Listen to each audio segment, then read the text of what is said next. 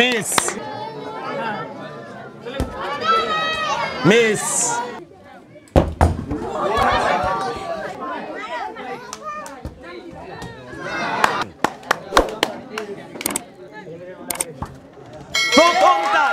প্রথমটাই জিতে গেছে।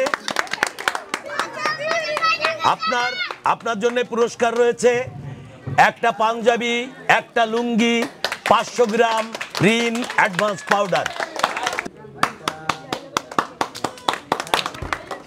এইবার জিতে গেছে।